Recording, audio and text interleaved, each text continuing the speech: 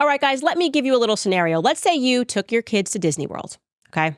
Get back from Disney World. It was a great trip. You had a great vacation. And then one of your friends says, I don't think you actually went to Disney World. Did you go to Disney World? And you said, yeah, of course, I went to Disney World. And he says, would you swear on the Bible that you took your kids to Disney World? You probably say, yeah, you're being pretty weird, but I would swear on the Bible and say I took my kids to Disney World. You probably wouldn't punch them in the face because you would just think they're being weird. It's a very strange thing when you talk about the topic of the moon landing to see people get so incensed over it. I realize this. I've never been a person that believed in the moon landing. It's always just felt a little foolish to me. Talking on the moon, yeah, here we are. I don't know, in 1969, we had basically nothing technologically, and then we sort of just stopped going after a period of years during which our government really wanted to distract us from some stuff that they were doing overseas. I don't know. I'm not a big believer in it. I'm not saying you're required to stop believing in it, but I am going to require you to think, because my next guest knows a little bit of something about how angry people get on this topic, because he himself was punched in the face by Buzz Aldrin when he walked up to him and asked him if he would put his hand on the Bible and swear that he went to the moon. He got socked pretty hard. His name is Bart Sibrel, and we are so excited to have him joining us today. Welcome to Candace.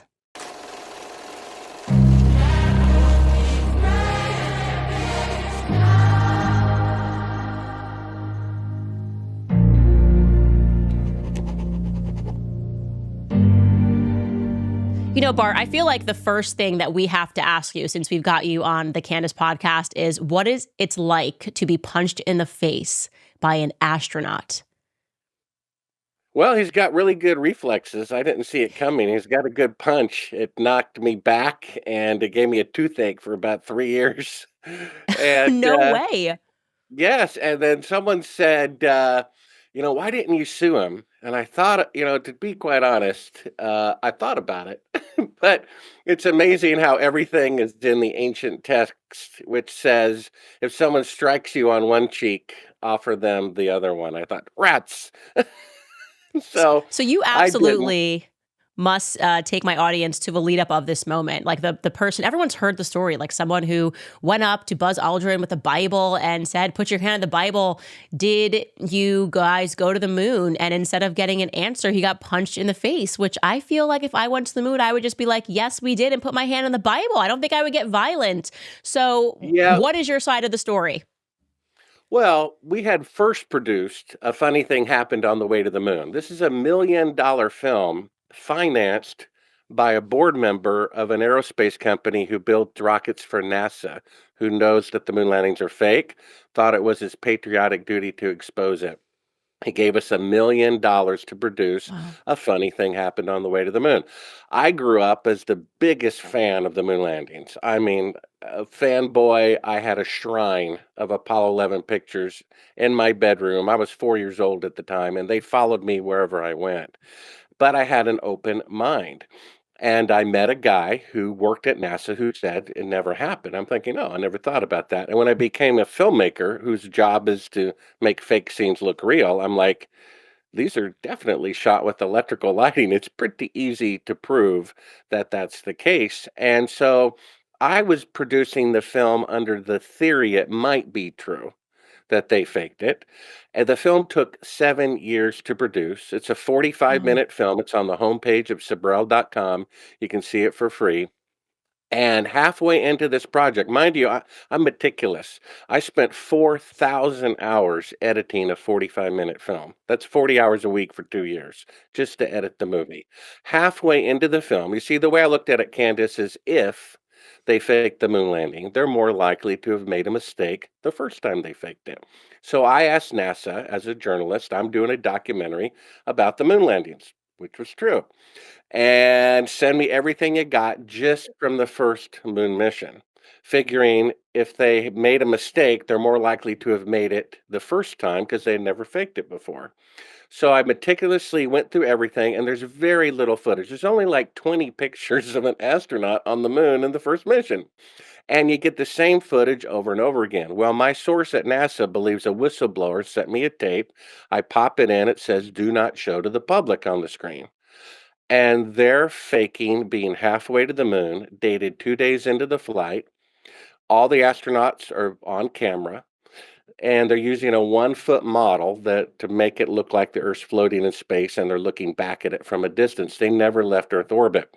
And what a surprise, 55 years later, they still cannot leave Earth orbit. That's why there's mannequins orbiting the moon. So I'm like, oh my gosh, they really did fake the moon landing. How sad is that? Hello, Apollo 11. Houston, Goldstone says that the TV looks great. Over.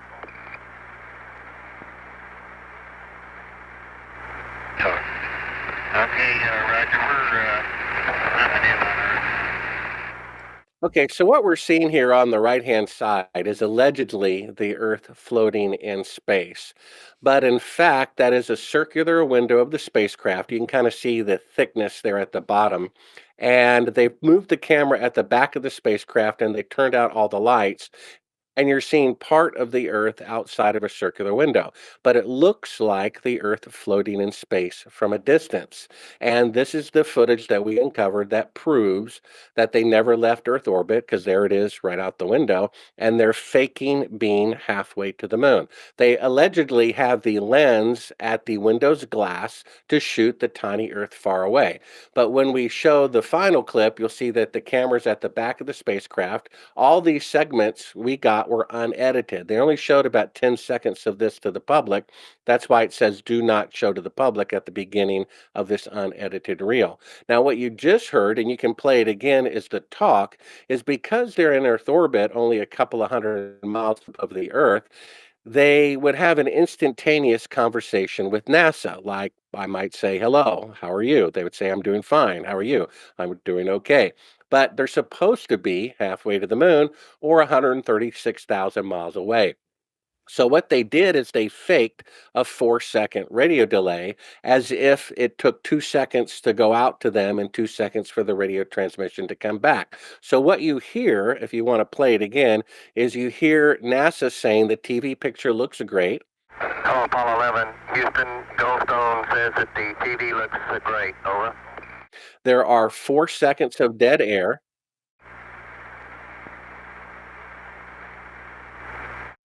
And now you'll hear the CIA prompting them to speak after the 4 seconds.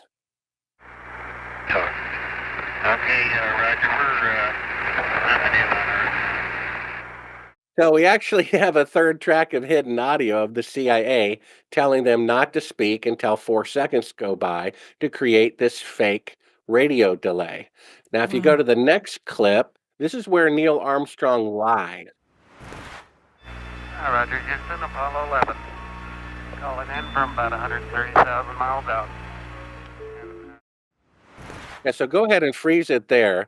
So he just lied. This is the part that's in all the NASA reels. He claims he's halfway to the moon, but what you're seeing is really a circular window of the spacecraft with the camera back. If that were really the Earth floating in space, the lens would have to be at the glass, right? But it's actually at the back of the spacecraft. All the lights are off, and you're seeing a circular window in the foreground, outside of which is completely filled with the Earth and low Earth orbit. They even insert a little crescent piece of material into the window to make it look like the Terminator line between night and day.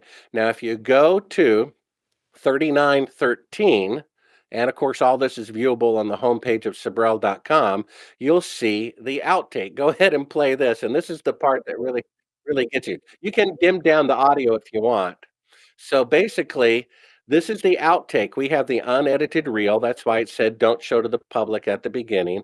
And here they are removing part of the transparency in front of the window and part of the special effect. That's a work light inside of the spacecraft. And then the lights come up and you see that they're in Earth orbit all the time. And we're using a 1-foot model of the Earth using the Oh, circular wow. window to fake being halfway to the moon. So you see, that was the circular window the entire time. So you can play that again. Wow. It's really remarkable.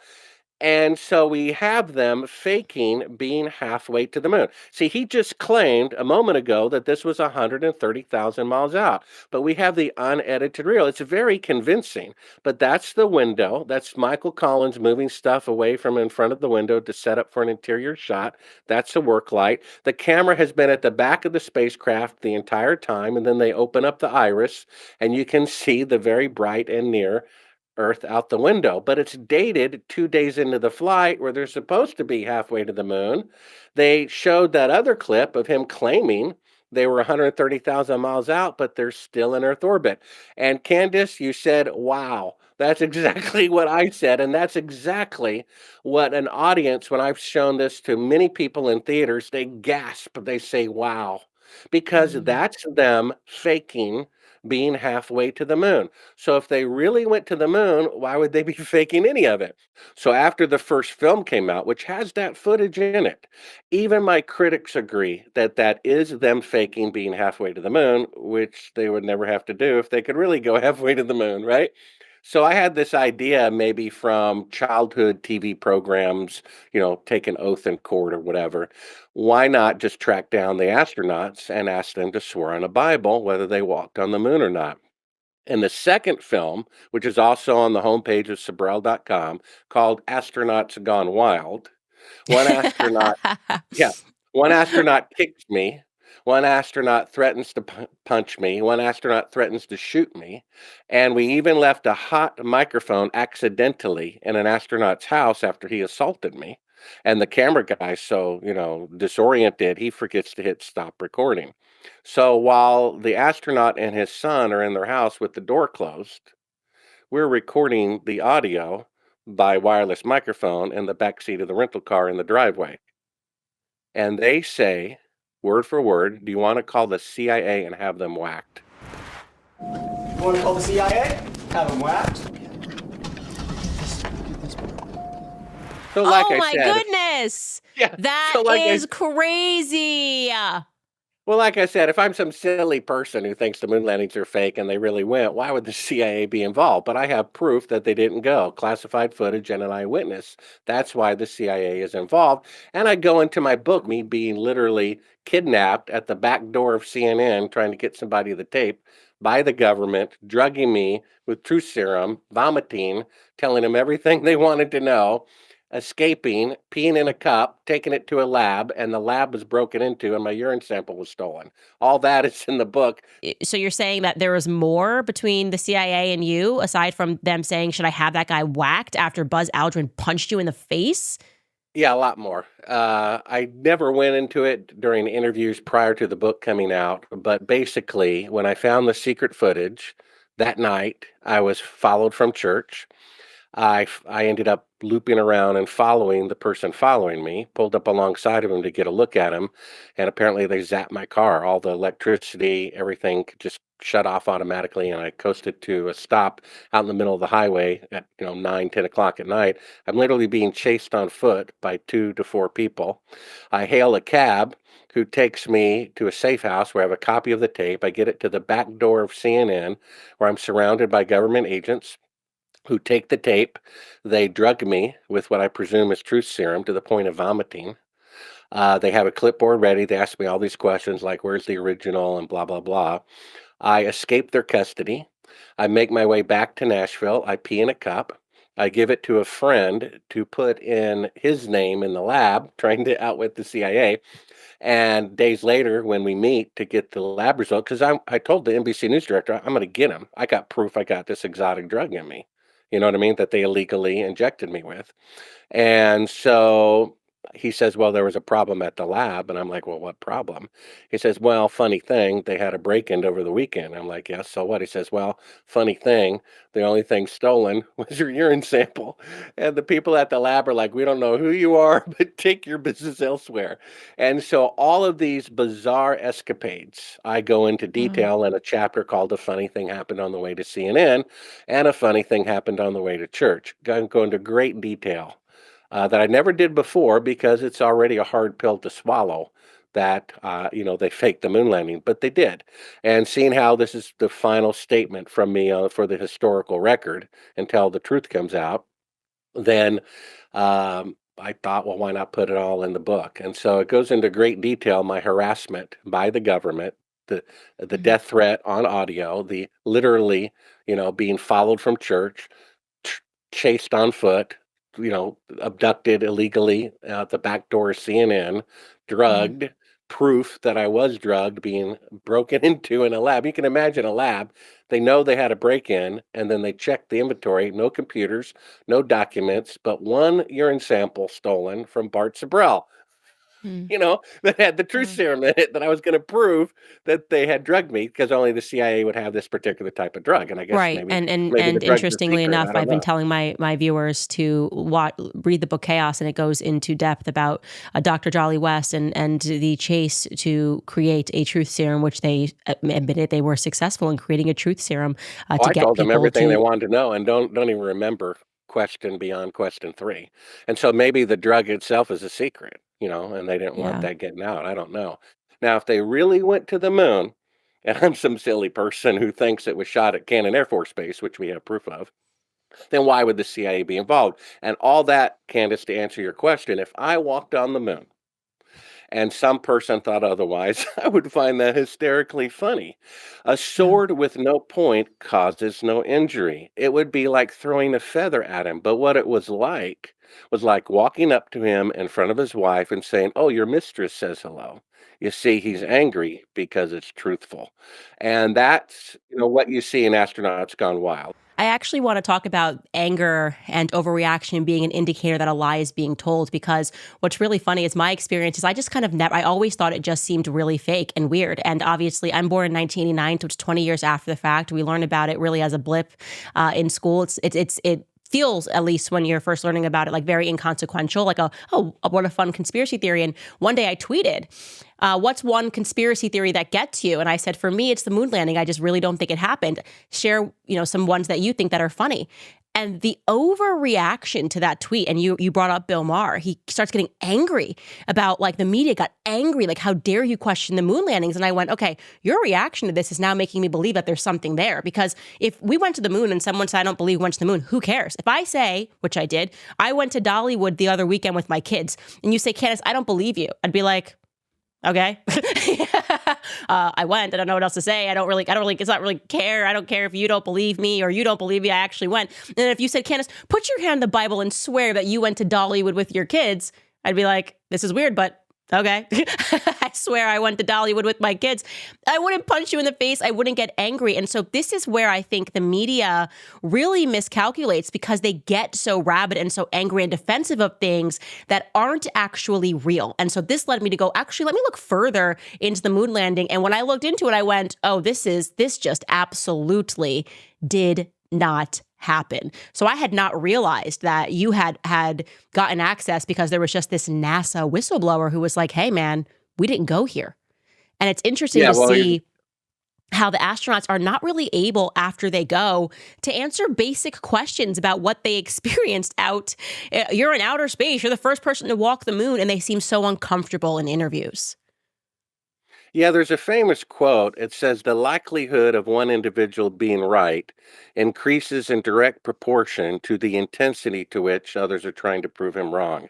The fact that it gets this juvenile reaction, as if I'm blaspheming their God, is proof that we're Yes. correct, believe it or not.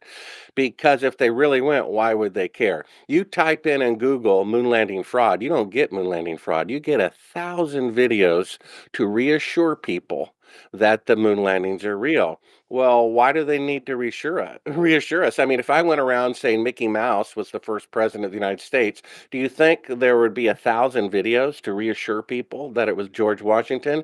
They have to prop it up because it's made of straw. They Right. didn't go. I was the biggest fan of it. And if I can admit reluctantly that they faked it, and people don't realize what this means, it's so profound. I mean, imagine this, Candace. Imagine they really did go to the moon and come back. Boy, that was a close one. Or they lied about it to the whole world. They embezzled an equivalent of $250 billion. They printed it on coins, on stamps, in the encyclopedia, and gave them medals of honor for being such good liars And according to people I've interviewed, relatives of dead astronauts who were murdered by the CIA, their opinion, not mine. If that's true, which sadly it is, that is so much more profound than if they actually went. So what we have is one of the greatest events in human history is the faking of the moon landing Mm. by the most powerful nation on earth. And people don't realize how easy it was to fake. It's like whoever killed JFK, he's still dead. It's a tragedy. Whoever did 9/11, they're still dead. It's a tragedy. You can change the hats on who did it and why. This is different. This is a positive lie. You see? And I come along wanting to take away that candy and give them the reality of manure, and they don't want it. I got an email just a few days ago from someone who knew Carl Sagan. And he said that Carl Sagan privately but knew that the moon landings were fake, but he wanted to be politically correct. So before he died, he wrote this about the moon landing fraud indirectly. Carl Sagan said, "One of the saddest lessons of history is this. If we've been bamboozled or lied to long enough, we tend to reject any evidence of the bamboozle. We're no longer interested in finding out the truth. The bamboozle, the lie, has captured us. It's simply too painful to acknowledge, even to ourselves, that we've been taken. Once you give a charlatan power over you, you almost never get it back." And then I don't know you that well at all, if you'll forgive me, but I get the impression you believe in God, right? Hmm. Okay, so what we have at the beginning of A Funny Thing Happened on the Way to the Moon, we show the Tower of Babel, which according to Genesis 6 was built to show off. We're going to make a name for ourselves. It was never finished. The Messiah said, if you start a tower and don't finish it, you're a fool to the whole world. Then the biggest machine ever built in the technological age, the Titanic, put in print the ship that God himself could not sink. Tower of Babel never finished. Titanic never made one voyage. And then Richard Nixon, who knew they were not on the moon, said putting a man on the moon is second in greatness only to God making the universe. You Wow. see that? This is a blasphemous event. How ironic in a fallen world that the most powerful nation on earth ends up being one of the most corrupt, and the greatest accomplishment is a complete fraud. The most published female writer in the world, Ellen White, about the Tower of Babel, said the following, that if the truth comes out about the moon landing, and it could be true about that as well. She said the monument to their pride became a memorial to their folly. Imagine if the truth comes out. And we have an eyewitness, which we can talk about, who saw them film the fake moon landing at Cannon Air Force Base and confessed so as he was dying. Wow. I definitely do want to talk about that. And there's a lot of things that you said there, and I want to go over them slowly. So one of the things that I stumbled across quite accidentally, actually, I was looking into Aleister Crowley and, sort of this satanic cult and their belief that they could conquer the seven nations. He had this vision that he could conquer the seven nations and be the beast after he was reading Revelations in the Bible. And, he begins this cult is the only way to describe it. And Jack Parsons, who was the founder of the Apollo program, people don't know this, that he was a part of this sex cult, and that in order to establish the Apollo program, this is on Wikipedia. We are not in conspiracy land right now. We covered this on my show, The Origins of NASA. It's so sinister. It's so satanic. And one of the things that they believed was that they could summon demons via these sex rituals that they were having out in California. I believe in Devil's Canyon. Like they believed that he could summon devils. And he said that he did summon a devil, and that program was successful, and that they were going to, according to Jack Parsons, that they were going to create via sex magic a moon baby, a moon child. This is, again, available on Wikipedia, Jack Parsons, and the religion that they established, which was called Thelema. And then he took it even further, and he was considered the protege of Aleister Crowley. And I go, okay, so you're telling me the guy who began the Apollo program believed that he had a vision that was given to him by the devil, that he could produce a moon child. And then we're told, but he never got this Virgin Mary, this like satanic Virgin Mary, this woman with red hair that came and stumbled upon this sex ritual house, that he never got her pregnant, or that she got pregnant and she got a miscarriage. This is, again, all available on Wikipedia. It's very scary to learn about Jack Parsons.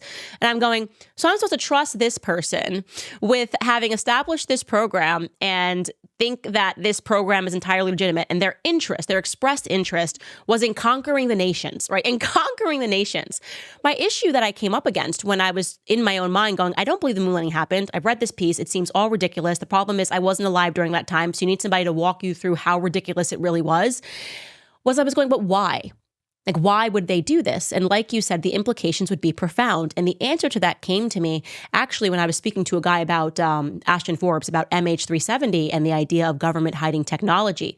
He said something along the lines of, if the base assumptions are wrong, right? If you are telling everybody that, the Earth's a globe, or you're telling everybody that E equals MC squared, whatever the base assumption is that you establish, if everyone's working off of that and saying, well, this is now concrete, this is consensus, this is a fact, then you're actually putting a ceiling on science, right? So if you're the makers of the world and you're powerful and you're Freemasons, which many of these people were, and you're telling everybody that, the Earth looks this way, or this is how the atmosphere works, or this is what it looks like when you're 250,000 miles away from the Earth's surface, and everybody's working off of that model, you're actually keeping the entire population dumber than you. And I went, now that's really fascinating, because I do believe that they told this lie, and their anger in maintaining this lie signals to me that the lie has to do with control. Like, that's the only reason you would be that angry. You're executing some sort of control over humanity via this lie. Well, yes. I find it hard to believe the evil things that I hear take place in the world, from child molestation or murder or genocide. I find it hard to believe, but the longer I live, the more wicked the world really is. The world has been conquered by evil people thousands of years ago. When the Messiah was being tempted by Lucifer, the fallen angel, he said if the Messiah would worship Lucifer, that he'd give him all the kingdoms of the world because they belong to him, and he can give them to whoever he wants. That's why all of our world leaders are liars. What is mankind's greatest accomplishment? Putting a man on the moon. It's a lie. It's very simple to prove. I have, 4 concrete proofs that individually would prove by themselves we didn't go to the moon. Let's start with the simplest one, which is today. With 55 years better technology, the farthest that NASA can send an astronaut into space is 1,000th the distance to the moon. So what they're claiming is that back with 1960s technology, before microwave ovens, before cell phones, when all of NASA computers combined had 1/1,000,000th the computing power of a cell phone, they sent astronauts ahead of schedule on the first attempt 1,000 times farther than they can send them today with 5 decades better technology. So what they're actually claiming is that for the first time in recorded history, technology was greater in the past than in the future. Lindbergh flew across the Atlantic in 1927. Imagine 55 years later, no one can fly across the Atlantic. Or they say it's too expensive. It's just too expensive, is what they say. Well, that's just not the case. The government doesn't care about expenses at all. Otherwise, they wouldn't be sending all that money, on wars and everything. So imagine 55 years after Lindbergh flew across the Atlantic, not only can no one fly across the Atlantic, but they can only fly 1,000th as far. It's like, well, what's going on here? You see, it's impossible to have greater technology in the past and in the future. When the first atomic bomb was blown up, 10 years later, atomic bombs were 1,000 times more powerful. So if they could go to the moon on the first attempt with 1/1,000,000th the computing power of a cell phone, they would have been on Mars 10 years later. We'd be in another solar system by now, and there'd be bases all over the moon, like there are at the South Pole, right? 100-mile-per-hour winds, 100 degrees below zero, and yet there are bases there because it can be done, maybe barely. So if it could be done, there would be bases there. In fact, just to reach the South Pole took 6 attempts. It killed 5 crews first. Finally, the sixth time they made it to the South Pole, and yet somehow they did it on the first attempt. They can drive cars and play golf on the moon, In and an 55 untested years later, aircraft, by the way, in that's an right. untested aircraft. And at 55 years later, the best they can do is have mannequins orbit the moon. Now, my book, Moon Man, goes into all this detail that's not in A Funny Thing Happened on the Way to the Moon because I had sources. I have a millionaire backing me. Okay. I interviewed the widow and the son of the man who was going to be the first man to walk on the moon. He was beloved by the public and the media.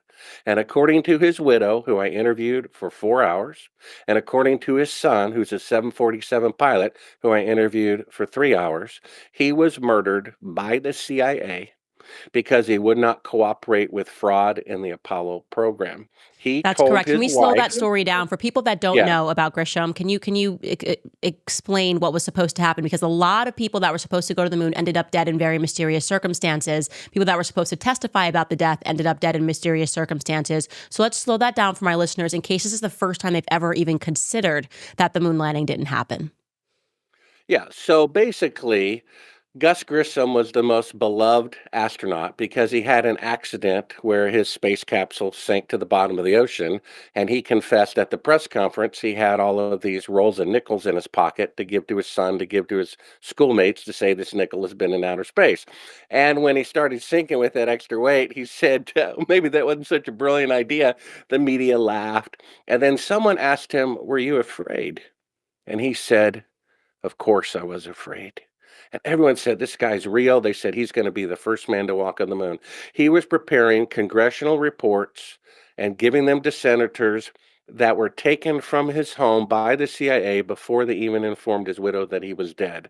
On January 26, 1967, he came home and told his wife the following, who told me, Hun, for some strange reason, the CIA is all over the launch pad today. I've never seen the CIA here in 3 years. Why did they show up today to inspect the equipment? The next day he's dead from faulty equipment.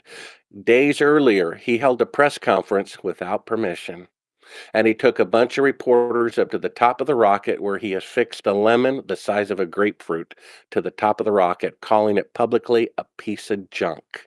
In fact, seconds before he burned alive, murdered by the CIA, his widow's opinion, not mine, they couldn't even get a wired intercom to work between two buildings. He says, how are we going to go to the moon? He says they're not fixing anything because they knew they were going to fake it and hadn't told the astronauts yet. It was faked a year later. So here's the point. Our country was formed, right, not by the Constitution, by the Declaration of Independence against the tyranny of King George, right? Because he was an obstacle to the pursuit of life, liberty, and happiness. What's the first one? Life. The federal government is murdering their own people.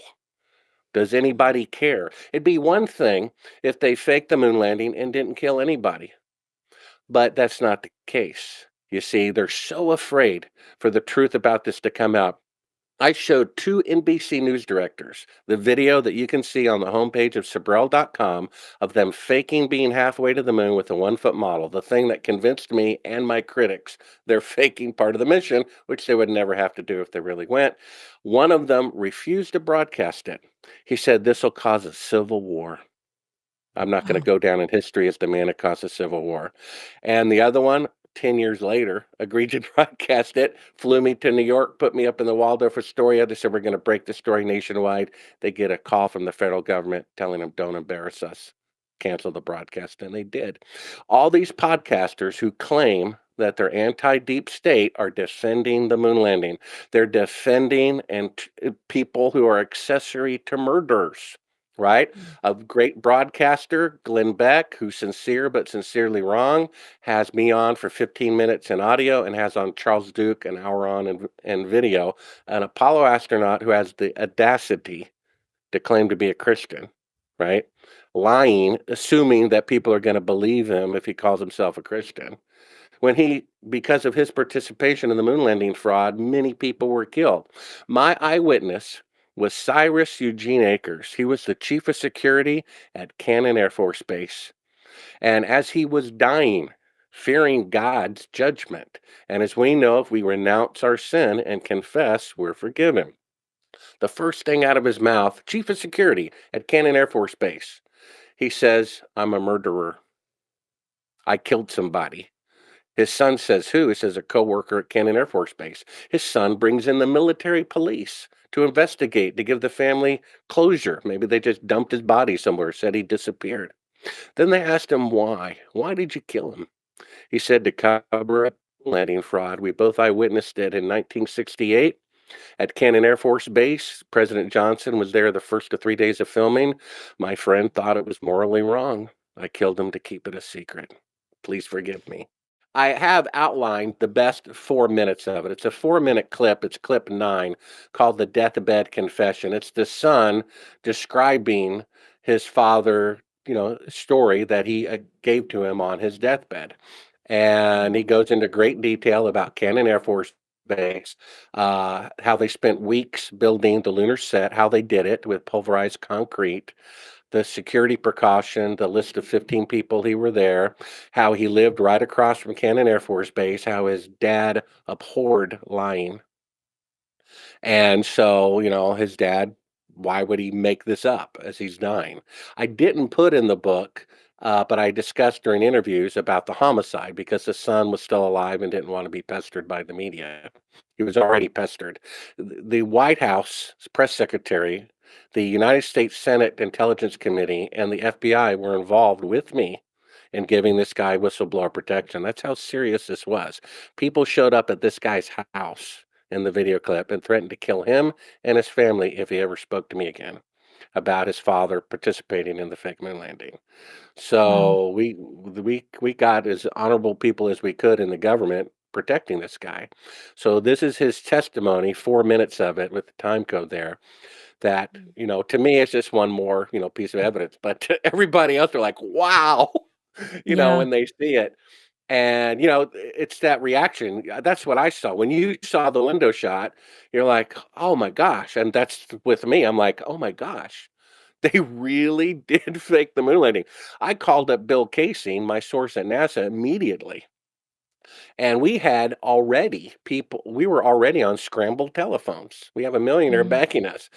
And our phone call is interrupted. And I'm like, I've got this proof. You got to, don't sleep where you slept last night.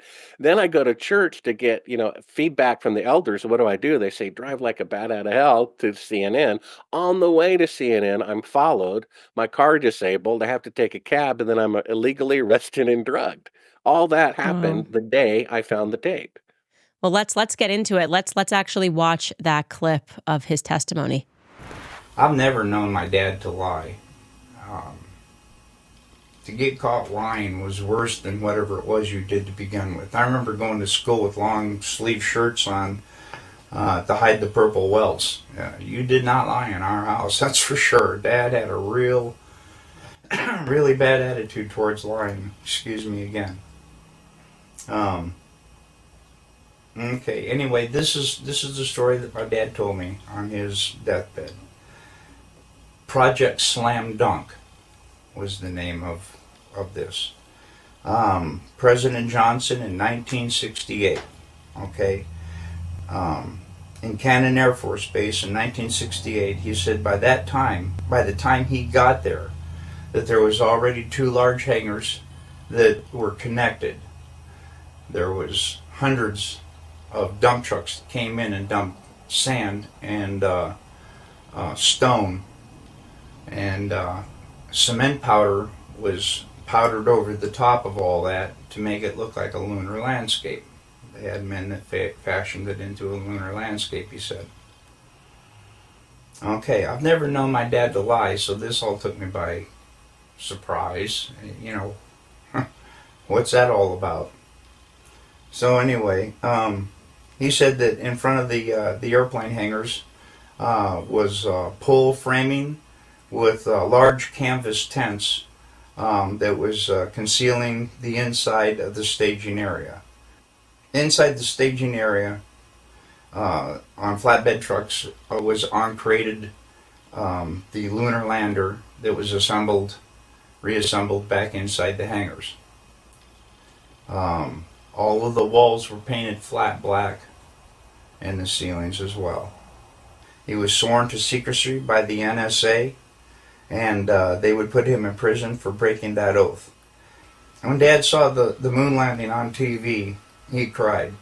He said he knew that what he had witnessed on TV was exactly what they recorded in that hangar. There was no reason for them to go flying around and everything. They had detailed high-definition photos of the landing area. There was no reason for them to go flying around to a different landing area that almost exhausted their fuel, except for drama, because everything had gone so smoothly. Nothing, so it had to be something. Anyway, Dad was one of 3 guards that guarded the inside of the front entrance. There was a list of 15 people who could enter. No one else was allowed by order of President Johnson. And here is that list, and I gave it to Bart Sibrel as well. And he checked out a lot of these names, and he says he can verify a lot of these people and what they do. And I come across a couple myself. Anyway, President Johnson, Neil Armstrong, Edwin Alden, Werner von Braun, Robert Emenegger, Gene Kranz, James Webb, Joe Kerwin, Dr. Thomas Paine, Glenn Looney, Dr. Christopher Kraft, Dr.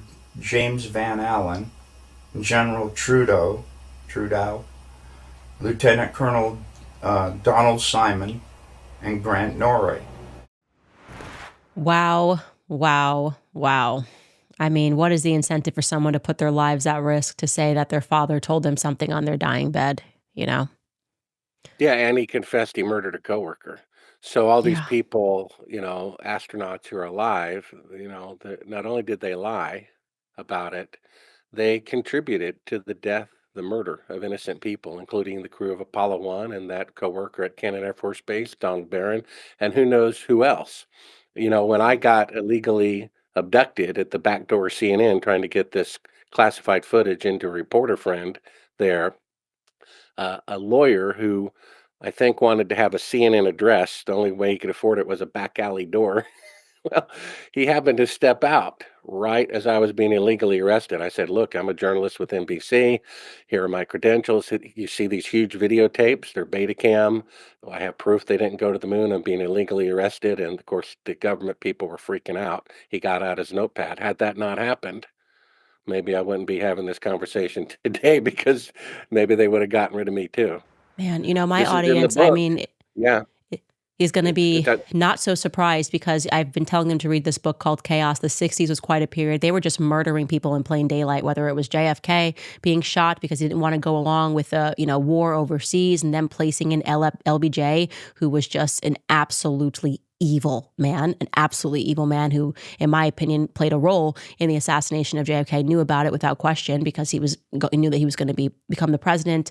And so what you're speaking about, my audience is aware of the MK Ultra program. They're aware of what the CIA is capable of training people to kill and trying to brainwash people to kill. So this doesn't come as a surprise to us. The CIA murdering is something that my audience very much understands. There was another piece of this. There was a guy, and I'm not sure if he was due to give congressional testimony, who got into a bizarre car accident. His entire family got killed, and I'm just sort of blanking on who that was and how his it name related was to the moon Ronald landings. Barron. Ronald Barron Barron? was inspector at Rocketdyne, I believe, and because he did such a good job pointing out this equipment is a piece of junk, they fired him. Congress said that's the guy we want to report on Apollo. When the murders happened, they wanted him all the more, and they basically killed him on the way to report for the second time for Congress that the moon mission is 10 years or more away from going to the moon. I mean, they can't go to the moon today. They can only go 1,000th the distance. So yes, they faked it. And here's what people need to have an epiphany. And he was killed in a car accident, right? Him and his wife, is Well, that correct? it appears that he was killed in a car accident. What they probably did is killed him elsewhere. They put his car on a train track to destroy the forensic evidence because they didn't have DNA capability at the time. But people need to understand this. According to Bobby Kennedy Jr., who has more access to the JFK files than Oliver Stone does, his opinion, which is he's the expert, not me, so it's my opinion. His uncle, President Kennedy, was absolutely 100% killed by the CIA. I guess that's election interference, isn't it? And then Robert McNamara, defense secretary during the Vietnam War, said, look, the public was against entering the war. We said we need some sort of Pearl Harbor type of thing. Well, the day before Pearl Harbor, 90% of Americans were against World War II. The day after, they wanted to get even. So they created a fake attack by the North Vietnamese against an American ship in the Gulf of Tonkin. Congress passed a law, the Gulf of Tonkin Resolution. He said on his deathbed, it never happened. We made it up. Congress passed a law. Shouldn't the CIA get a reprimand, if not be completely shut down forever? Right? So my Yeah. point is, the federal government is willing to kill their own president. They're willing to start a war that needlessly killed 58,220 of their own people.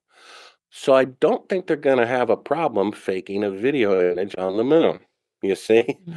And if you want to show people, I know I sent to Mark this still picture. You can prove. Now, first we proved with logic. You can't have 1,000 times greater space traveling technology in 1969 than you can today. There you go. It's over. They didn't go. If you need more proof than that, bring up the picture, a still picture. I'm a filmmaker. Like I said, my job is to make fake scenes look real. And if we show this picture, you'll see that in sunlight, shadows are parallel. Go outside on a sunny day, 2 trees, 2 telephone poles, 2 people standing in your front yard or parking lot at lunch. And you'll see it's impossible mathematically for the shadows to intersect. You see that on the left-hand side? It's impossible. Then here's a picture they claim is on the moon, that the astronaut shadow is going at 12 o'clock and a shadow from a rock is going at 9 o'clock. Now, that's a 90-degree difference from objects 5 feet apart. This is all the proof that you need that the moon missions were taken on Earth, because it's supposed to be 20 times brighter than a desert on Earth because there's no atmosphere. So you don't need light. That's proof that light is really close, and it's an electrical light. That means Well, they it's didn't interesting go. that you speak about this because then you go, what is the purpose? And you also see this element of money laundering at a time when they wanted to go to war, money just disappearing because people were believing that we were having these amazing feats accomplished in outer space. And it's interesting to see, and I did this, looking into the companies, who received that deal with the government. Hey, we'll give you all the money. You create the spacesuits. Hey, we'll give you all the money. You create the spaceship. And they were producing pieces of crap. I mean, one company literally made like nylon spandex and then they're like, yeah, no, you'll be good enough. No basis in science or anything. Like, you can make our spacesuits, and you can see the images of women sewing the spacesuits. And then you learn about how many degrees it was on the surface of the moon. And you're telling me this material was able to endure this many degrees during the daytime and Fahrenheit, and then dropping below like, what was it, like negative 200 degrees at nighttime. And somehow this fabric worked and the film was not corrupted during that heat, film being in the camera. And so the more that you look into the moon landing and seriously look at the pieces that have been written by people who are just telling you this just never happened. I mean, I'm a photographer. Show me the camera that can survive these temperatures, and make it all the way back into the atmosphere. And then you run it and the pictures are perfect. It is a bit cartoonish. It's almost cartoonish. I mean, one guy likens it. He says it's like the Easter Bunny for adults. People that are holding on to this myth of the moon pretty landing. much what it is. I've been using the Santa Claus analogy, and I don't mean to be insulting, but the moon landing really is Santa Claus for adults. People aren't facing facts. No matter what proof you present, they deny it. They say we win anyway. I talked to a college professor, Candace, at one of the most prestigious universities in America. He teaches aerospace. I said, well, what if Apollo astronaut on national TV confessed that the moon landings were fake, shot at Cannon Air Force Base, just like Bart says? He said, I'd still think he walked on the moon anyway. Now, what happened in November is pretty interesting. They have the NAB convention in Vegas every year for broadcasters, TV, microphones, and whatnot. Then they have auto conventions where you can drive the car that gets 150 miles a gallon that never hits the market. Well, they had an AI convention in Moscow in November. And they had the most advanced AI, not available to the public, but available for the VIPs to play around with for 3 days. Vladimir Putin was there. It was Google's neural network, multiple AIs hooked up together. One team had it write a symphony. I think it took about a second and a half. Another had it write a novel based on these plot points, took about a second and a half.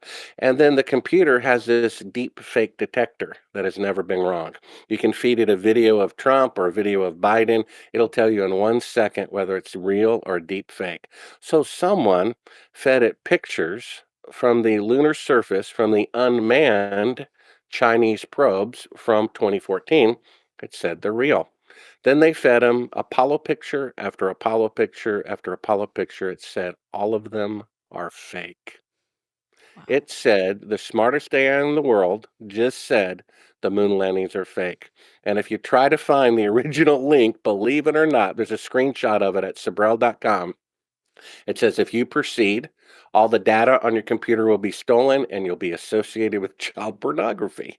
That's how desperate they are to bury this. Now, let me answer the two number one, Wow. defenses of the moon landing. Well, it involved hundreds of thousands of people, and that many people can't keep a secret. Well, you got to look a little deeper than that. Okay? The atomic bomb, that was the biggest secret of World War II.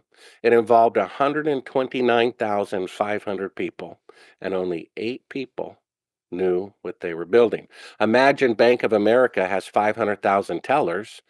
Do you think a bank teller and what the CEO know about corruption in the bank are identical? They're completely different. Eugene Krantz, who I've spoken to personally, flight director at Apollo, said, someone in the command center at Houston Control can tell no difference whatsoever between a simulation flight and a real flight. It's just a bunch of numbers going by on a screen. If they can't tell the difference, then I certainly can't tell the difference as a 4-year-old, right? And you can't tell the difference 20 years later after the fact, you see? I And then actually the think it's second, the opposite. I think the bigger the lie, the easier it is for people to believe it because that's, they can't that's quite possible. comprehend that someone would tell a lie that big. So if you're going to tell a lie, tell a whopper because they go, okay, why would a person tell us you'd have to be evil to tell a lie this big, right? And most people want That's to right. believe in this fundamental goodness. They want to believe that, the governments are fundamentally good, so they wouldn't lie this big. So I've always said, now we're in post-COVID society, so now they realize governments lie big. Like they go big in order to accomplish what they want to get accomplished. And so I think the scales are definitely falling from people's eyes, and that no longer seems to be a struggle. But what does seem to be a struggle for people is they say, oh, well, we were competing with Russia. Why would Russia, if it was fake, the first people that would have said it would have been Russia?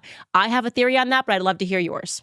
Yeah, that's exactly what I was about to say, Candace, because that's really the only second argument. First, let me say, yeah, when I ask people, why will you not accept that the moon landings were fake? They said the government wouldn't lie about something that important, right? They already killed their president. They already killed 58,000 other soldiers. So faking a video image is nothing to them, right? Well, here's the fact. I have a friend who works in the command center of the Chinese Space Agency. He told me, and I have a video of it at Sibrel.com somewhere, that everybody there knows that the moon missions are fake. They're blackmailing NASA for space technology that Congress wrote a law says it's illegal to give China, but they're doing it anyway so that they will not expose the moon landing fraud. Putin was at the AI conference. I have a video on my homepage of him being shown the AI just saying the moon missions are fake. Doesn't look surprised at all. In fact, he looks scared that the truth will come out. You see, if I had a picture of a world leader with a prostitute, I could upload it to the internet and bring down that person, and then it's over. Or I could blackmail them year after year after year after year. And that's what the smarter, shrewder Soviets and Chinese are doing. Another good reason for the truth to come out. You see? Well, so It's I'll tell you what my interesting. theory is on that. Yeah, I actually go ahead. think the Russians and the Americans are coordinating with each other because everyone's forgetting about McCarthyism. What was the CIA? They got infiltrated by communists, and it was real. McCarthyism, as we learned it in our textbook, is like, oh, he was just paranoid and there were no commies. People were arrested. You had a couple that was put to death because the Rosenbergs that were put to death for being commies. America got infiltrated by communists, and they secured power in the CIA via blackmail, by the way. And this was something that JFK was aware of. He spoke about the corruption of the CIA so that he was going to, scatter it to the winds. And I believe that the communists successfully infiltrated the CIA. And if they did that, Okay. If they successfully infiltrated the CIA, and this even gets into Jack Parsons because he had a very mysterious death and things that he was saying before his death were quite interesting, there would have been very easy coordination between the communists in Russia and the communists that were in our government. I think our last fight against communism was actually when JFK was president. I think that's what we've been fighting since. Marxist ideas and Marxist principles. We see this coming down the pipeline today. Well, where is it coming from? It's coming from our government. Our government is doing that. So I am of the belief that there may have been some coordination between the two and the space program, and they were aware that it was being faked, and the whole space race was actually just like communist propaganda, and what they were doing was just funneling cash. I mean, obviously, I'm just telling you like my instinct about it, or the more that I look into like the communist infiltration, but I think it's plausible. Now, China, that throws me for a loop because I can't see why China, outside of blackmail, which blackmail was a huge tool of the CIA, it still is a tool of the CIA, would be okay with it. And you're right, it is a very sophisticated system of blackmail amongst our politicians in America. And so there's no doubt that they would be doing that abroad as well. Well, we have the federal government breaking their own laws. There's a law that says it's illegal to deceive people with television. That was done after the quiz show scandal, right? There's a law not to sell space technology to China, but they're doing that anyway. Yeah. They're killing their own people. It's so odd. And the thing is, this is what the news director at NBC, who refused to broadcast it for fear it would cause a civil war, this proof that I found of them faking being halfway to the moon. But now I'm thinking maybe he's right. I didn't believe him at the time. I thought he was overreacting. But the moon landing fraud is, even though it probably killed fewer people, they say the JFK witness list that was knocked off was like 200 people. It may Wow. have killed fewer people. Maybe 20 people were killed to keep this a secret.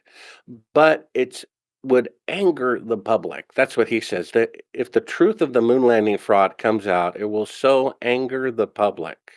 It would be the final thing that would bring down the corruptive system.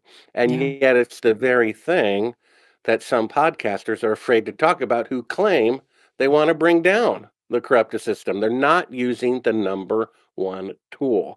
This is the linchpin, the finger out of the dike to bring down the deep state, because they did fake the moon landing. And when people see that candy turn into manure rather than just changing hats on who killed JFK, I think maybe the truth will come out. Maybe we need to pray. The rebuke of the Tower of Babel is out there in the open, the unfinished tower. The Yeah. rebuke of the Titanic, the ship that God himself cannot sink. Boy, they shouldn't have said that one. But Nixon's calling the lie second in greatness only to God making the universe. This rebuke hasn't come out yet. And I pondered spiritually, well, why is that? Imagine if there were a couple, just got married, madly in love. One goes to a convention, gets, insanely drunk, has an affair. They come back. They either tell them right away and say, look, I just want to tell you the truth, divorce me if you will. Or they tell them on their 50th anniversary. Maybe there's a purpose in the delay. The longer people believe the lie, defend the lie with all of these videos, all of these speeches, all of these offensives. Some say, if you are so foolish to believe the moon landing fraud, then it colors everything else that you believe. Maybe you're wrong about that. Well, maybe they need to direct that toward themselves, because they did fake the moon landing. So maybe if they're deceived about that, maybe other things that they believe are wrong as well. And that's the sad and amazing thing. It's not a theory that they faked the moon landing. We have all this proof that they did. It only takes an open mind. Go to Sibrel.com, or maybe I could read it. There's a quote. So someone read my book on the homepage, and he basically said, he saw me on Rogan. He always believed that the moon missions were real, but I laid it out in such simple terms. You can't have greater technology in the past and in the future, shadows intersecting at 90 degrees. Hello. We showed the clip that everyone agrees is them faking being halfway to the moon. And we have an eyewitness, and we have the AI saying so. He says, now I find it absurd to believe that the moon landings are real. Yeah, once you And actually look into it, and I think part of it is people only hear the one side. It happened, it happened, it happened. And so it just becomes it becomes a founding myth. It's just something that has been ingrained and you've been indoctrinated since your youth, and you've never actually challenged that because, like I said, most people go, well, what would be the point of them doing that? And also, why would all of these nations coordinate? Again, not something that people are questioning now because we realize that we're facing this globalized government and they all seem to be coordinating to enslave the people. So people are willing to confront that plausibility, and all of a sudden we're okay. Like, obviously, there's a lot of evil stuff going on. Why do I think it's just starting now? Clearly, it started a long time ago. But there are people that are implicated in this that are still alive. And so I'm going to ask you a couple of questions. First and foremost, Buzz Aldrin, of interest, was a Freemason. So they get this guy killed who was supposed to be the first person to walk on the moon in very mysterious fire after the CIA visits the campus. These are all facts, readily available facts people can look up. And then they usher in new people that are going to walk on the moon for the first time. They usher in Buzz Aldrin. He does happen to be a Freemason. He is still alive and he is still perceived as a hero.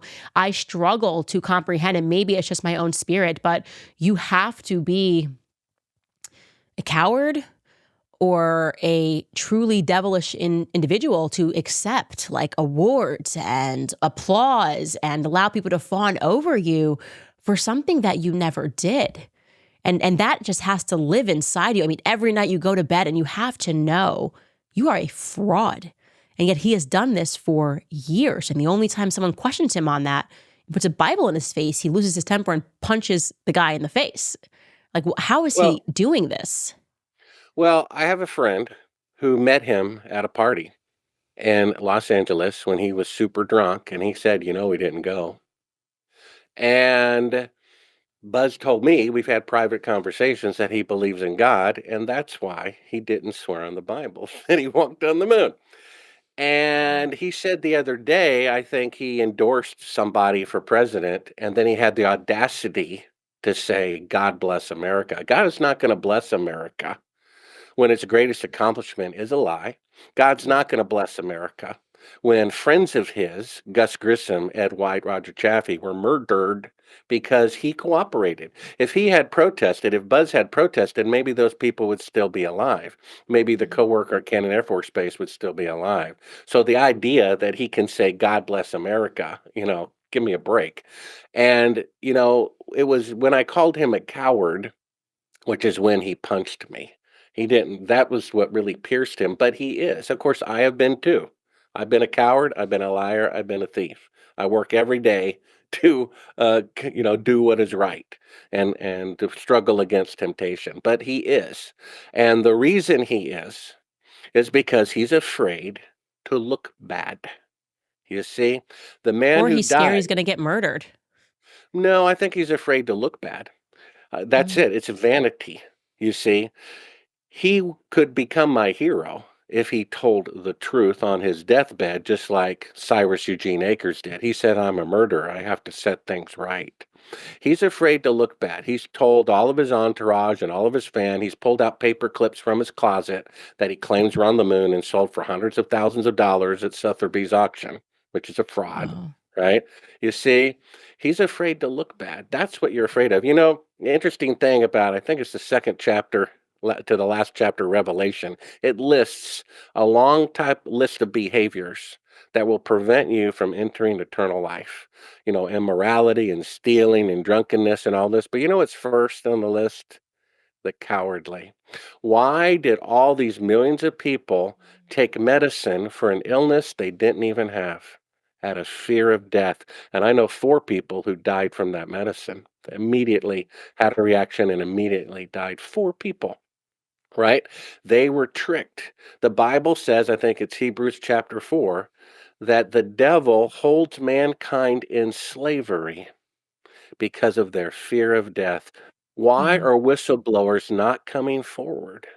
Because of their fear of death. My source, who was at Cannon Air Force Base, his son, who I confirmed this information with, days later, his house was broken into by I guess the CIA. He had security cameras. They knew his password. They took everything about his father, no proof. And then they came back a couple of days later and threatened to kill him and his family if he ever spoke about his father's participation in the moon landing fraud ever again. You see, there are Wow. all these people in the government who know the truth, who could come forward and bring it down, but they're afraid to lose their house. They're afraid to lose their car. They're afraid to lose their pension. They're afraid to lose their life. Hello, you're gonna die anyway. It's actually incredible how many of the, speaking of the souvenirs brought back from the moon, were determined to be fraudulent. I mean, I think it might have been in the Netherlands where they had this rock in the museum and then suddenly they realized, wait a minute, they went and tested it and this rock was from Arizona and they had it certified from the United States government, signed, everything. And they went, Yeah. we tested this rock and this is from Arizona. And the government was like, oopsies. It's like, guys, how much more proof do you need? I mean, even the moon rocks, they've been able to determine how many of these were completely fraudulent. And, I think it ended up being like petrified wood that they sent Yeah, them that's right. and just told them it Neil was from the moon, Armstrong which, yeah, go on. Neil Armstrong says he personally picked up this rock, put it in his pocket, and personally delivered it to the Prime Minister of the Netherlands. They sealed it. The curator watched my movie, got curious, opened it up after midnight secretly, and it was petrified wood. And so all of this proof, basically, I hate writing nonfiction. It's so tedious. I spent 15 years writing my book, 2 years editing it. And it's interactive. There are 17 video clips that you can see for free at Sibrel.com. But if you want the book, it's in audio that I read, Kindle or print. And I back up with video clips everything that I'm saying, including a NASA employee saying that there's this huge field of radiation that surrounds the Earth that most people don't know about. It's 30,000 miles thick. Every manned mission has been well below that, except going to the moon. And the technology to go through the radiation to the moon and survive has not been invented yet. My name is Kelly Smith, and I work on navigation and guidance for Orion. We are headed 3,600 miles above Earth, 15 times higher from the planet than the International Space Station. As we get further away from Earth, we'll pass through the Van Allen belts, an area of dangerous radiation.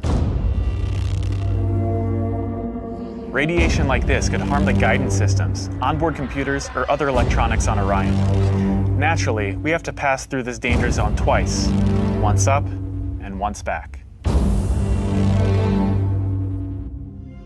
We must solve these challenges before we send people through this region of space. Okay, so he just said we must solve these radiation challenges before we send people through this region of space. That means the radiation challenges have not been solved yet. They have to solve the radiation problem before they send people through this region of space, and those problems have not been resolved yet. So how did the Apollo astronauts go to the moon? When I asked this guy for the Geiger counter readings of the unmanned probe they sent into the radiation, they said that was a military secret. And I'm like, well, wait a minute. When you sent probes to the sun to find out the temperature of the sun is just nature. It's not a military secret. When they sent probes to Jupiter to find out how much helium is in Jupiter's atmosphere, that amount of helium is just nature. It's not a military secret. So why would the amount of radiation surrounding the Earth be a military secret? Because if they disclosed it, it would prove that they didn't go to the moon. The guy just said so. We must solve these challenges before we send people through this region of space. Right. I even saw that they were doing, and I'm saying this obviously, no, we're not recording, Mark, but that they were doing models in 2005 talking about how they would have to solve to get through the belt. And they were on the NASA website, they put up these proposed scenarios where they could use cinder blocks. And this is 2005. It's like, what do you mean? Why are you trying to put together scenarios to get through the Van Allen belt? You're supposed to have done this 40 years ago. And that was something that was included in the Wagging the Moon Doggy piece. And he showed the models from the NASA website, which they eventually took down because it kind of debunked that they went there the first time. Like, how are we going to get through the Van Allen belt? Grappling with that in 2005 doesn't really make sense. You should already have a solve for that. Maybe because it's God. Didn't God speaks about the firmament. Maybe that's the biblical firmament. I don't know. The Earth could be a triangle. I don't know. I don't care. And neither Fortunately, do I. a geography exam is not necessary to enter eternal life. The issue is not the shape of the Earth. The issue is the corruption of the United No, I States just mean the federal firmament government. beyond the earth, like not being Yeah, able to get past. I'm saying maybe that is the biblical firmament that you can't get past, that yeah. radiation. That could be it Yeah. exactly. Maybe that's the way God set it up. That we'll just Yeah. stay here. Yeah. You know, I don't know, but it's scary when you have the most powerful nation on earth faking the greatest accomplishment of mankind, and you have sincere people who are sincerely wrong defending the criminals that they abhor because Mm, they don't want to give up the glorious moon landing. It's pride. It's pride. People have to be willing to be wrong. Every yeah. chapter of my book has a quote. I read one from Carl Sagan. Here's one from Men in Black 3, right? That shows the Apollo launch film. It says the bitterest truth is better than the sweetest lie. You see, I we agree. have to have that kind of heart. And then Mark Twain says it's easier to fool people than to convince them that they have been fooled. If a college professor is so in love, has made a god out of the moon landing, he says an Apollo astronaut confessing wouldn't deter his belief. He'd still think he walked on the moon anyway. That's Yeah, what and we're there's an up element against. of that where the propaganda begins to seep into people's minds. We talk about this all the time, like me and my producer and my director, and you really see that there's certain things that are really aimed towards little boys and aimed towards little girls. And there's no question that like NASA being an astronaut, like as well as dinosaurs, it's like that is very much pushed on little boys from the time that they're young. And I think that men in particular struggle with even considering the plausibility that NASA may not be real, that, the moon landing might not be real. And it's interesting because a former colleague of mine, we used to always debate this, like a friendly debate, Matt Walsh. And really what it came down, because I would say, Matt, you are so willing to recognize all of the corruption of government. We have these conversations all the time about government lying about COVID. I find it so strange that you won't let go of this one. And he says something, and I think it's very telling about where a lot of people are on this. He says, well, if this isn't real, then what you're saying is that the greatest feat of mankind didn't actually happen. The greatest feat of Americans isn't actually real. And what does that say about America? And I think it's that question that they're not willing to confront, because what it actually means is that, yeah, that greatness is it's fraudulent. That is the truth. Like the greatest thing we ever did was trick the world into believing that we did something, And I Well, do yeah, think but the that thing is is, hard to wrestle with. it can go back. The country can go back to a noble country that's Mm-hmm. admirable. But the only way to do that is to confess the sin. You can't Right. keep painting over the mold. You have to acknowledge it and get rid of it. It's odd that that person thinks there'd be a conspiracy to deceive people about an illness going around the world, even though the former vice president of a certain pharmaceutical company says there wasn't a reason, for what they did, and that he believes medicine is not good for you and that it may kill people instead. He thinks that people are willing to kill millions of people but not fake a video image. You see how it's bonded into people's heart that the moon Yeah, it landings are is. real. Yeah, it is We embedded into have your to, heart. if anyone who becomes president of the United States really wants to get the public support behind them, they need to, from day one, acknowledge that the moon missions are fake, force Buzz Aldrin to confess or throw him in jail, Mm, and acknowledge who shot JFK and acknowledge who didn't from the very beginning. Start with the moon landing fraud. Start with the one that's going to get people's attention. Tell them, tell the world they did do it. Let's set things right. He'll have 90%, or she'll have 90% of the people behind them as president if they try to set things right. But you have to confess. You can't keep sweeping it under the rug or you're complicit to that particular crime. You mentioned before that we have a list of people who were at Cannon Air Force Base. Some of them are still alive. I thought I have it here. Let's just read that list. President Johnson was on the top of the list. My source, Cyrus Eugene Akers, was the chief of security at Cannon Air Force Base. Now, every branch of the military has their intelligence special ops division, and the Army does, the Navy does, and the United States Air Force's special ops division is at Cannon Air Force Base. My guy was the chief of security, securing the most greatest secret of all time. President Johnson gave him a list. These 15 people are allowed in to observe and no one else. President Johnson, this is probably why he didn't run for re-election when he was eligible, because they were going to fake the moon landing. And who knew you would get away with that? What if he got caught? Didn't want to have anything to do with that. Neil Armstrong was there, but only as an observer. They use a double in the TV pictures. Edwin Aldrin Jr., Buzz Aldrin was there. Werner von Braun, former Nazi, who, according to the State Department, was about to be thrown in jail, but then he died, right? Robert Emenegger, never heard of this guy. This guy's a science fiction consultant for the military. He's being used by the government to trick people into believing in UFOs. This guy who goes around saying UFOs are real, well, his number one source that they're real is the Apollo astronauts told him so. So this disclosure about aliens, if they wanted to keep aliens a secret, it would be a secret. So the fact that they're disclosing it means they're trying to trick you into believing that they're aliens. Eugene Kranz, flight director, he was there. James Webb, a NASA administrator, was there. Joseph Kerwin, he was a future NASA astronaut. Thomas Paine was the NASA deputy administrator. Glenn Lunny, he was a flight director. Christopher Kraft, he was a mission control founder.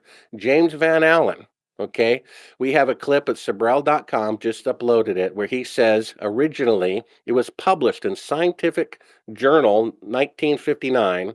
He says the radiation surrounding the Earth that you have to go through to the moon is 100 times greater than a lethal dose. He was there. Arthur Trudeau was Army intelligence.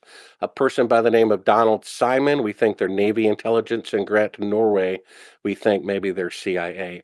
Some of these people are alive. I contacted some of these people before I published the book because somebody asked me to let them know I was about to publish their name, and that provoked my source's house being broken into and him being threatened. So I think there are good guy spies following the bad guy spies, and that's why they wanted me to let them know I had their name on this list, and we certainly got a reaction out of them. So I don't know. It's so sad that this is our country. I remember, Candace, like I said, I'm the fanboy, right? When I popped in that tape that said, don't show to the public, and I'm like, that's not a 1-foot model of the Earth, is it? No, surely not. Then the lights come up and it is. I just wept. I'm like, oh my gosh, they really did fake the moon landing. How sad is that? I'm a patriot. I want America to be an honorable country, and we have to confess our sins. If the CIA killed Kennedy, let's just say so. Either keep the CIA, reform it, or get rid of it, or do something else. If we fake the moon landing, let's just say so. Right? I'm not against space travel. We should probably try to take care of every human being on Earth, make sure they have concrete floors and indoor plumbing. Surprisingly, Bill Gates doesn't go to Africa and give people plumbing and concrete floors. He gives them injections. But I'm not sure it's what funny. that's all It's funny you bring that up because that was the moment for me that cracked it all open. Comprehending a lie that could be so big and so sinister for me. It was vaccines. I was vaccine injured. Then I started looking into vaccines, and I realized that the science behind it was completely fraudulent, and they were actually making kids sick, and doing this intentionally, knowing that the whole vaccine industry, the history that they tell you of how they stomped out polio. I mean, it is this one of the established founding myths of big pharma. We eradicated polio, and so once I came to terms with that, like how wrong I could be on something, like calling people anti-vaxxers, believing they were all crazy when in reality these people were telling the truth. I then came to terms with, I think it humbled me. I had humility. I was willing to, even if I arrived at a different conclusion, I will listen to something that I think is crazy. Like, I don't believe that the Earth is flat, but I wouldn't dismiss a flat earther in the way that I would have 10 years ago because of this vaccine thing. And so that humility allowed me in many ways to just open my mind. And sometimes you'll hear stuff, you look into it and you go, no, I still think that's pretty crazy. But the moon landing was one where I always felt it was not right. And then I looked into it and I was like, no, this just actually didn't happen. Like that was not even something that was a struggle for me to get there. And then comprehending really this era of C.S. Lewis type scientism that we're in, where really what they're doing is establishing a church, a faith. Science has now become a faith. It is not a true science. And, it's just believe, trust the experts, trust NASA, trust this. And to the point where we're now at a place where people won't believe their own eyes. Like you said, even if you showed him how they faked it, he's like, I still wouldn't believe it. I'm so committed into this in my heart to this founding myth that I'm not willing to undo it.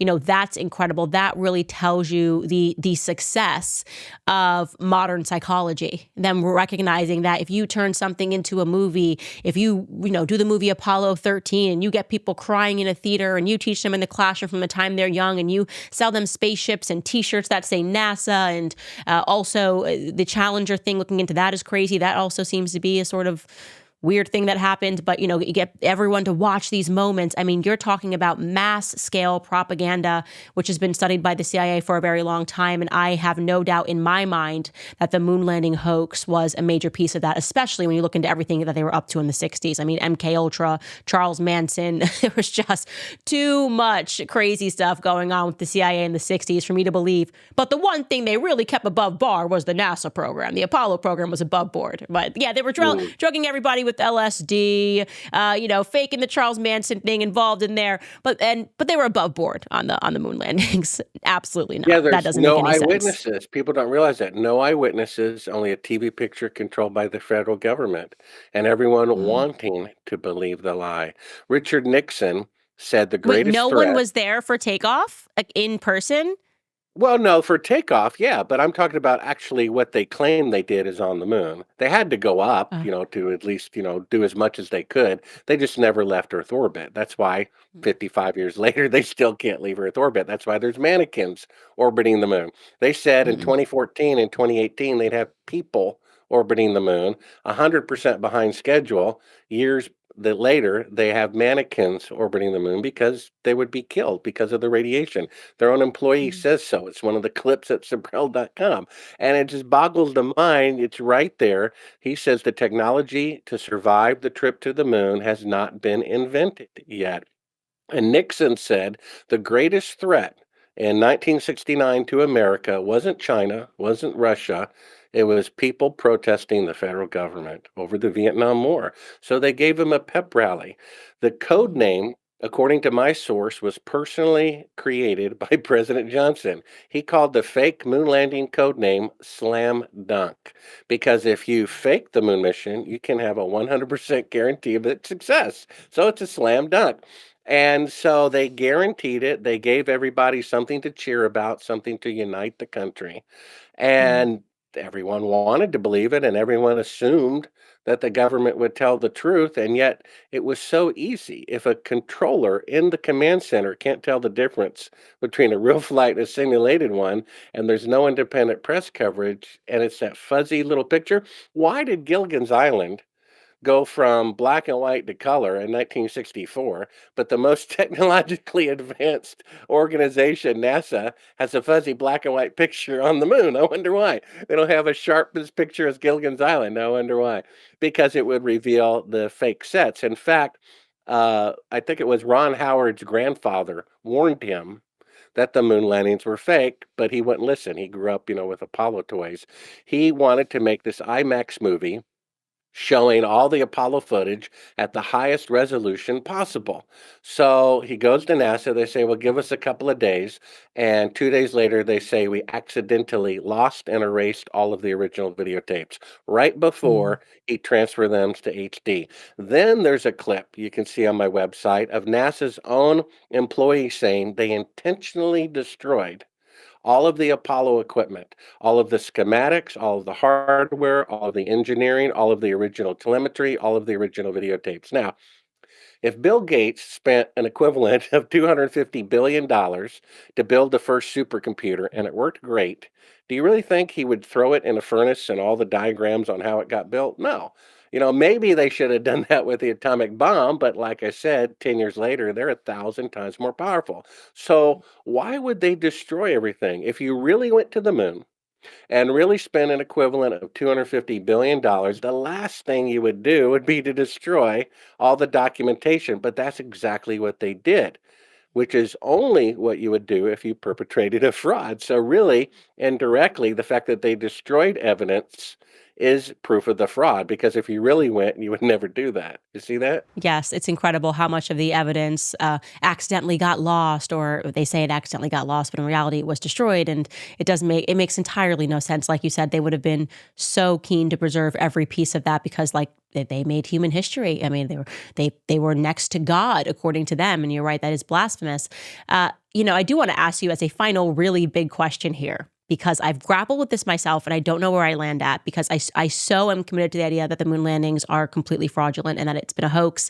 And we will direct people to your website, and I will also give them the article that I read, which was laugh out loud funny. It was called Wagging the Moon Doggy, and it essentially says the exact same thing, that, they wanted to go to war, they needed a distraction, people were upset, and it gave them a distraction. And they even wanted to pretend they got stuck on Apollo 13, because then they were super distracted when they stopped being interested in the moon landings. But Elon Musk, let's talk about Elon Musk, okay? Because, I think what he did with X is heroic, freeing the bird, saving speech, in my opinion. I think he's brilliant. I struggle to believe that someone with his mind would believe the moon landing. I just struggle to believe that. He knows, he's done these space missions. He knows that he has not been able to get past the Van Allen belt, or that a manned mission. Like, he could not do that himself if he wanted to, a manned mission beyond the Van Allen belt. And yet he says, of course the moon landing happens. What do you make of that? I've never seen a clip of him saying, "Of course." He tweeted it. I saw it, and he responded to my. I think it was my buddy Matt Walsh, and he was like, "Of course it happened." What I saw is him saying the Apollo missions are a historical anomaly, meaning they're out of place logically according to technological development. The fact is, he's a billionaire who has his dreams, and he can spend billions of dollars buying X, losing money, buying rockets, whatever. He has dreams he wants to fulfill. Why not? If I were a billionaire, I'd make all my feature films I want to make. The fact is, he needs the federal government's cooperation. Right. He needs NASA's cooperation to do what he wants to do. So he's not going to rock the boat. He said it's a historical anomaly. I know that he knows that they didn't go to the moon. I know he has a copy of my book. So he knows. Yeah, we in the didn't back, go, he used to in the past ball. say more, but now it seems like he's kind of towing the line a bit more. Here's what he actually did say, okay? He said in order to go to the moon, they're going to have to make a minimum of 8 fuel trips first. Okay, so how did they go in one rocket? One of the things we disclose in my book is the original findings of von Braun. He says the idea to go to the moon in one rocket is ludicrous. It will take a minimum of 3 rockets, each weighing 800,000 tons. The Saturn V only weighed 2,500 tons, not. And the maker of Saturn V also said that it couldn't get them to the moon. There's a TED Talk. The guy says in order to go to the moon, it may take up to 24 fuel trips. We don't know. So the rocket could not leave Earth orbit. Von Braun said so in his own writing. He said these numbers are mathematically irrefutable.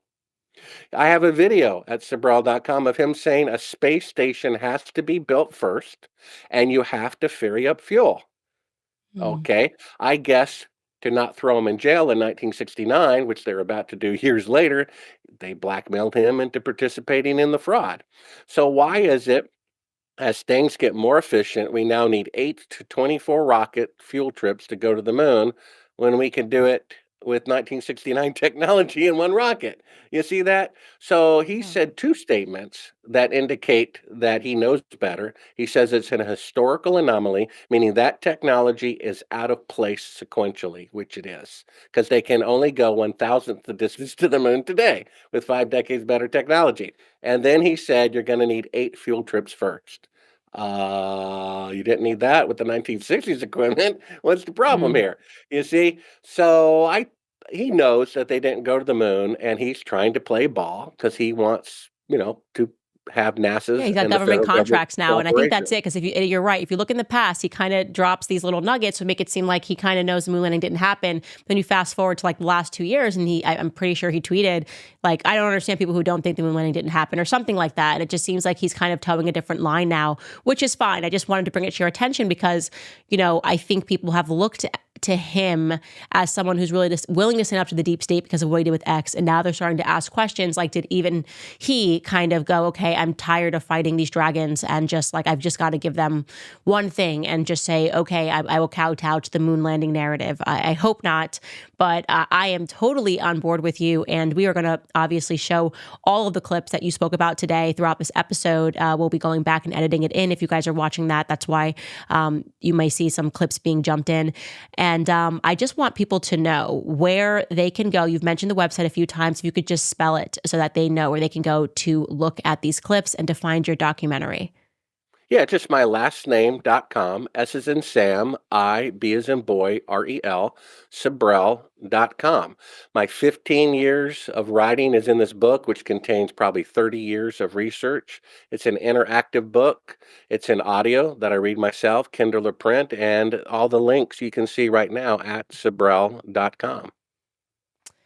Well, thank you so much, ladies and gentlemen. If you are listening to this, this is the power of thinking. And like I say, what I always want to do is give you the permission to think about these topics that are deemed otherwise obscure. If you're just opening your mind to this plausibility, do your own research, conduct your own research, bend your mind like a pretzel. You may come to the conclusion like, no, this absolutely did not happen like I did. Or you may say, you know what, Candace, I heard you. It was an interesting episode, and I still think they did happen. That's okay. Let's bring back the ability to think and the ability to think critically on your own independently and to come to your own conclusions. I remain a moon landing did not happen stan. I'm not going to ever change my mind on that. So right ahead, write your articles, journalists. Call me a total kook for not believing in your settled science. You get way too angry about it for me to believe a single shred of what you were saying. Take that, Bill Maher. We'll see you guys tomorrow.